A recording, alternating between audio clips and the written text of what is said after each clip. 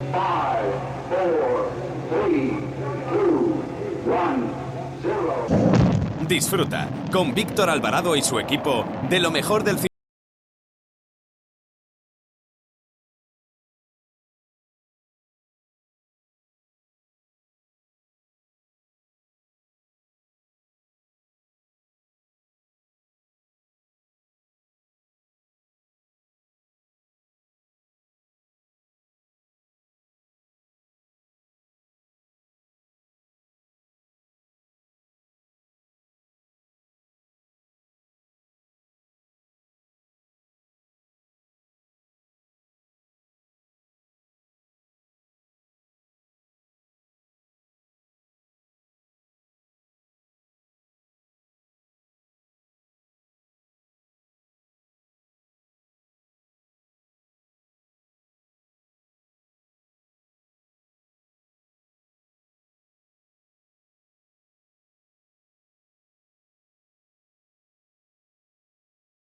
Nuestro invitado de hoy es un experto en cine de animación.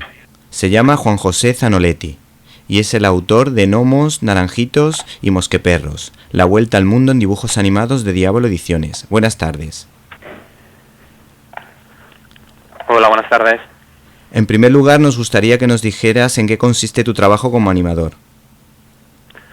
Bueno, tengo mi pequeño estudio de animación, hacemos toda clase de animaciones, tanto ficción como vídeo industrial y cualquier cosa que nos pida cualquier cliente. Estamos en un mercado que es bastante complicado, el español, y bueno, y no puedes elegir qué es lo que quieres hacer en animación, sino lo que te toque.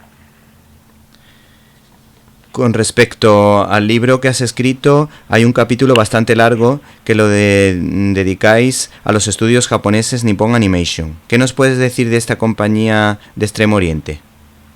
Bueno, Nippon Anime es una compañía que seguramente, yo creo que no hay nadie en este país, sea de esta generación o de generaciones anteriores, que no conozca el estudio. Si empezamos a decir las obras de ese estudio, como Marco, Heidi, La Abeja Maya, pues todo el mundo las conocemos, o la hemos visto cuando éramos pequeños, o hemos oído hablar de ellas. Entonces, Verbi Internacional, que es la productora que ha producido la serie de animación de la que hablamos en el libro, a finales de los 70, se encargaban de distribuir tanto dibujos animados como de ser licenciatario de merchandising de dibujos animados de esta productora. Por tanto, ya tenían un contacto con ella. Cuando en 1980 Verbi Internacional decidió producir animación, pues contó con Nippon Animation para poder colaborar con ellos y que la animación la hicieran ellos. Y de ahí un poco es la relación que hay entre este estudio japonés y este estudio español. Y entonces el estudio japonés se encargó de hacer animación de series como Ruy el Pequeño Cid, Fútbol Nación, D'Artagnan o La Vuelta al Mundo de Willy Fogg. Bueno, como tú acabas de decir, las obras más importantes de Nippon Animation fueron, por ejemplo, Heidi, Ana de las Tejas Verdes o Marco, que trataron de ser fiel a la obra de sus autores, a los autores, lógicamente, en los que se basaban. En cambio, nos ha llamado la atención que las obras que habéis cogido, o de las que tú hablas, por ejemplo, Ruy el Pequeño Cid, D'Artagnan o Willy Fogg, se toman muchas licencias. ¿Por qué? ¿Cuál es la diferencia? ¿Por qué se optó en España por escoger estas producciones?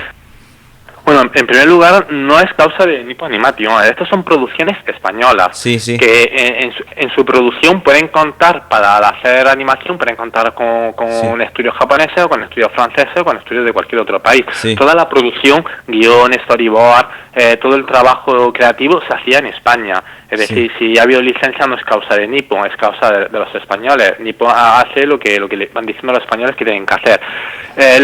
Son series, cuando Verbi Internacional produce estas series, tienen en cuenta de que quieren dirigirse a un público infantil. En ningún momento pretenden hacer la habitual dibujos animados con doble lectura en los que pueden disfrutar un niño como un adulto. Ellos saben que quieren ir al niño y solamente se dirigen a ese sector, sin buscar esa segunda lectura. Eso hace que tengan que, a la hora de hacer las adaptaciones de novelas tan complicadas como por ejemplo D'Artagnan, que además de ser complicada es una novela políticamente muy incorrecta, se tenga que adaptar a un público infantil y digamos un poco limpiar esa incorrección política y hacerla más pedagógica a la novela, de ahí que aparezcan esas licencias. Si te parece, empezamos un poquito analizando la serie y vamos a empezar, valga la redundancia, por Ruy el Pequeño Cid, que me gustaba a mí incluso a mis padres, que eran grandes admiradores de ese personaje histórico, y de hecho yo me sé la canción, que creo que era: Ruiz se lanza contra el enemigo, es valiente, es como ninguno, ya le llaman Cicampeador. Como vemos, la canción era muy pegadiza y era del grupo Nins. ¿Qué nos puedes decir de esta serie? Bueno, el hecho de cuando BRB Internacional quiere producir animación, ellos tienen una cosa que es muy clara, es que sus producciones tienen que ser universales, no pueden ser producciones únicamente para ser emitidas en España, porque si solamente dependen del mercado español no pueden amortizar una serie tan compleja. Entonces, a la hora de buscar el proyecto, se dijo qué producto es el más universal que hay ahora mismo a nivel mundial conocido en España. Todo el mundo dice, pues Don Quijote y el Cid. Don Quijote ya se hizo una serie una década antes, pues solo queda el Cid. Entonces se toma la postura de adaptar el Cid porque es un personaje conocido en el mundo entero, y más todavía cuando años atrás la producción de Samuel Bruston, que se rodó en España, del Cid, era muy popular y muy conocida. Entonces, cuando se va a adaptar el Cid, se tiene en cuenta de que va a ser para un público infantil, y entonces se pretende adaptar o crear, todo es ficción, la vida de Cid cuando era niño, algo que no, todo es inventado para la serie, no está adaptado de ninguna obra de las que se han escrito del Cid, aunque se beben elementos de ella. Entonces, bueno, una cosilla, perdona. Hay dos características: adaptar una obra que sea conocida en todo el mundo, que se trate de una obra dirigida a un público infantil y que tenga su mensaje pedagógico. Sí, en el libro me dio la impresión de que mencionabas a un tal Pierre Corniel, que un autor debe ser importante, que hablaba de la mocedad del Cid. Entonces no tiene que ver nada con esa historia, ¿no? No, vamos a ver, tenemos el poema Mío Cid, tenemos el Cid y tenemos las mocedades del Cid, ¿no? Sí. Que son las tres, digamos, obras literarias más importantes que se han hecho sobre el personaje. Si nos cogemos a Samuel Bruston, la película del Cid, que interpretaba Charlton Heston, la adaptación que hace es de esta obra que tú has comentado, porque en esta obra donde digamos, el bloque central de la historia es la relación entre el Cid, el personaje femenino y digamos, esa trama que ocurre cuando el Cid mata al padre de su mujer, de la que va a ser su mujer, y crea ese conflicto, ¿no? De la pareja, ¿no? Esa es la trama central que coge la película de Samuel Bruston. Los dibujos animados van a coger elementos de cada una de estas novelas, aunque la principal novela es el poema Mío Cid, pero simplemente son elementos que cogen, digamos, pues, cuando nosotros, todo el mundo conoce el Mío Cid a través de las películas, pero pocos saben que la película no bebía del poema Mío Cid, sino que bebía de las otras dos novelas que has comentado. El Cid de dibujo animado va cogiendo elementos, pero no hace ninguna adaptación fidedigna de ninguna de las tres obras, porque son obras dedicadas a un público adulto, y el Cid, digamos, crea toda la infancia del Cid, que eso no está registrado ni es todo inventado para la serie.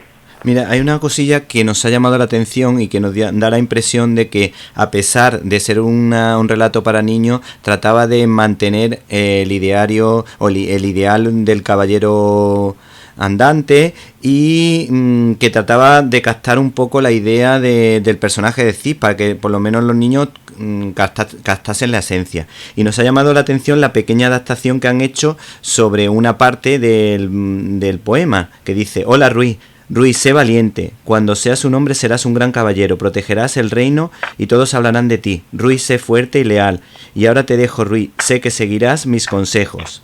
O sea que por lo menos da la impresión de que no es una fantasía de estas que dice: no me lo creo, no me creo lo que estoy viendo, sino que estoy viendo algo que parece real.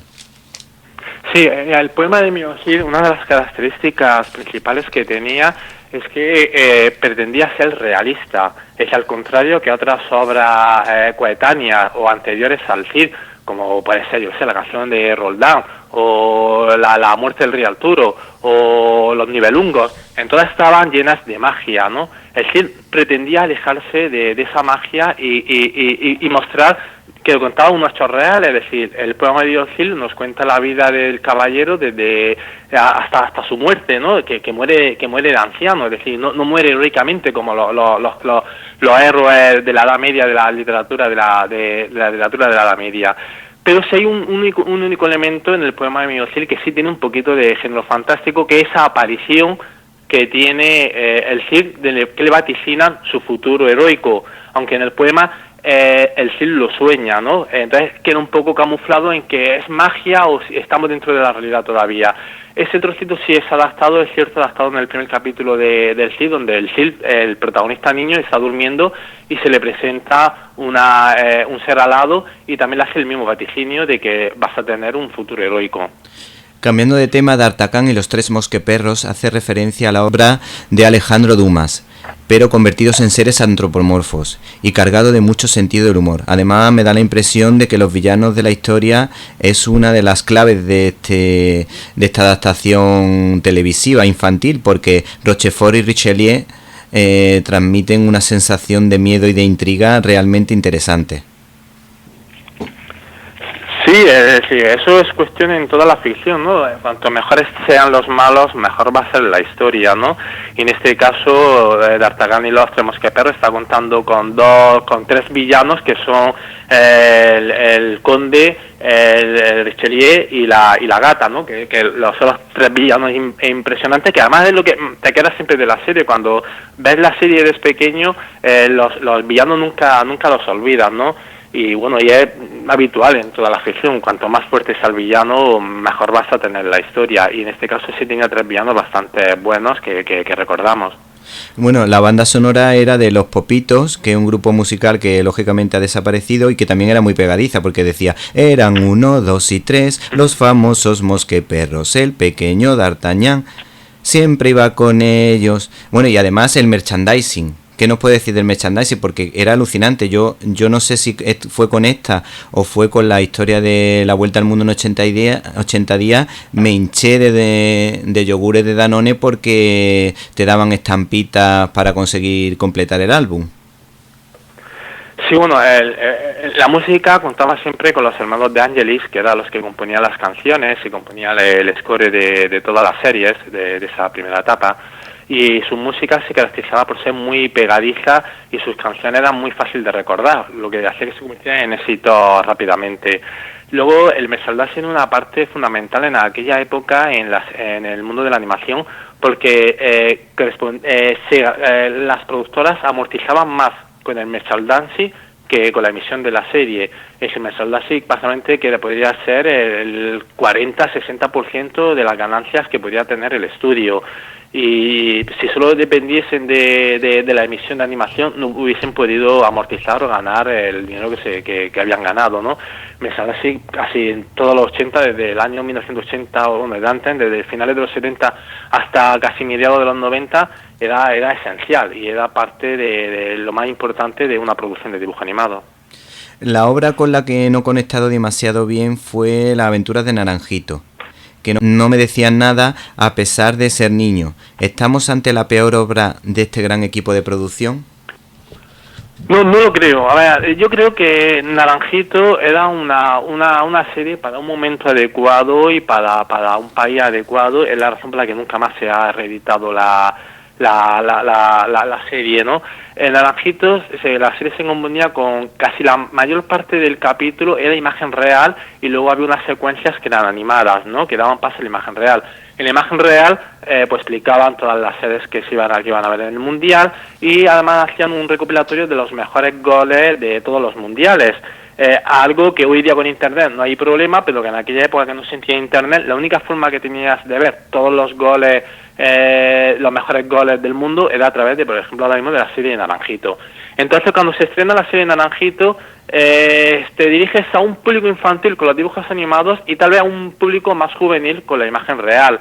El niño posiblemente cuando veía esas imágenes reales y fútbol, pues a lo mejor se aburría, y el adulto cuando veía esa imagen de dibujo animado también se aburría, aguantaba para ver la imagen real, y el niño aguantaba la imagen real para ver los dibujos animados. Entonces podría ser que quedase en tierra de nadie, pero yo creo que el hecho de que no se reeditara la serie, de que no se reemitiera la serie, lógicamente no tenía sentido volverla a emitir en el año 84, en el año 85, en el año 90, ha hecho que cada vez haya quedado en el olvido, y posiblemente ahora pocos podamos decir el argumento de algunos de sus episodios.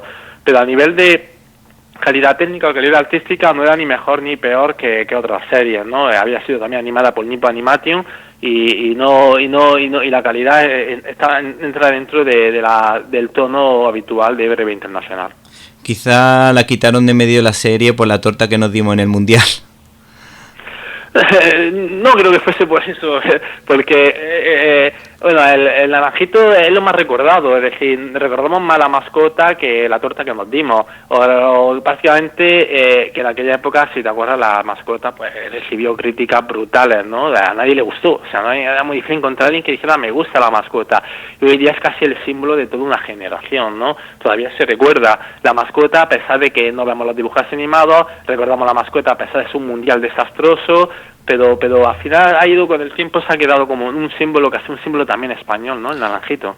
A mí me llama también la atención que se vendían muy bien, porque por ejemplo, para la película Willy Fogg se contó para la banda sonora con Mocedades, y además Willy Fogg llegó a calar tanto en los niños que ya no sabían si había dado la vuelta al mundo Juan Sebastián Elcano o la había hecho Willy Fogg, porque todos en mi clase, todos los niños de mi clase creían que Willy Fogg había dado la vuelta al mundo.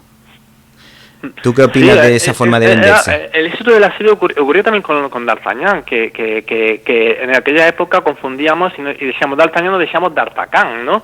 No nos acordábamos de que el nombre verdadero del personaje era D'Artagnan, ¿no? Una generación entera llegó a conocer la literatura de aventura o estos clásicos de aventura gracias a estos dibujos animados. Es decir, si no fue el estreno de Ruy el Pequeño Cid, seguramente los niños nunca hubiésemos conocido quién era el Cid. Y nuestro primer acercamiento a personajes como D'Artagnan o personajes como Willy Fogg fue a través de los dibujos animados o de Sandokan o de otros tantos personajes que se adaptaron, ¿no? Es una función pedagógica o a favor de la literatura que hoy día pues es muy más complicado ver, ¿no? en televisión, pero en aquella época adaptar los clásicos, todos conocimos esos clásicos a través de nuestro primer acercamiento fue a través de esos dibujos animados. ¿Y qué te parece que Mocedades participase en esta película, o en esta serie, mejor dicho? Pues eso fue el productor Claudio Bienboy, que era amigo, que le encantaba la música de Mocedades, y fue directamente a por ellos, a su casa, y les dijo, oye, me gustaría que participarais en este proyecto, porque me gusta, y ellos aceptaron de inmediato, no tuvieron ninguna duda. Incluso la canción fue tanto éxito que cuando Mocedades hacía sus conciertos en aquella época, los Beats, el público les pedía que cantase las canciones de Willy Fogg, ¿no? Y una cosa curiosa en la música es que si prestas atención a la banda sonora y a las canciones, la canción principal, cada personaje tiene una voz diferente, es decir, cuando canta tal componente de Mocedades está interpretando un personaje, cuando canta el otro componente está interpretando al otro personaje, cuando canta la chica está interpretando a la chica, ¿no? Entonces se creó como una especie, si haces cuenta en la banda sonora, se creó como una especie de musical, ¿no? Dentro de la serie. Al productor le hubiese gustado que la serie hubiese sido un musical, pero el tener la sincronización de las canciones y hacer la narrativa musical salía algo de un precio bastante caro y se tuvo que descartar, ¿no? Pero el ser fue una banda sonora de gran éxito que benefició tanto a Mocedades como a la serie.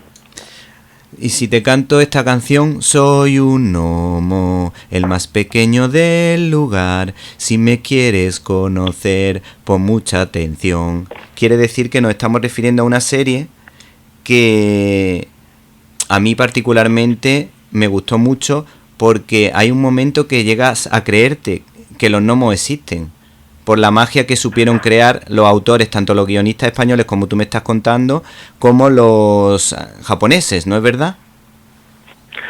Sí, primero es posiblemente la mejor serie de toda la historia de breve internacional y la serie más universal y que más dinero ha dado de toda la historia de la animación española. Es una serie que tuvo éxito en el mundo entero. Ya le había abierto el camino a los libros, que los libros habían tenido éxito en el mundo entero, pero la serie hoy día es reconocida en cualquier parte, ¿no? De Japón a Estados Unidos, a Francia, Inglaterra, a Latinoamérica, a cualquier país de Europa, y es el gran éxito, ¿no?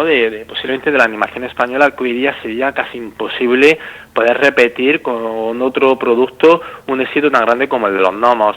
Los libros tenían una estructura narrativa en el que no parecía un libro de ficción, sino que era una especie de enciclopedia sobre la vida de los gnomos, y se intentó un poco adaptar esa estructura en serie de televisión, aunque metiendo un poquito más de ficción, ¿no? Y luego daba esa sensación de que estabas viendo un documental de cómo vivían los gnomos, de cómo eran sus artilugios, etcétera, ¿no?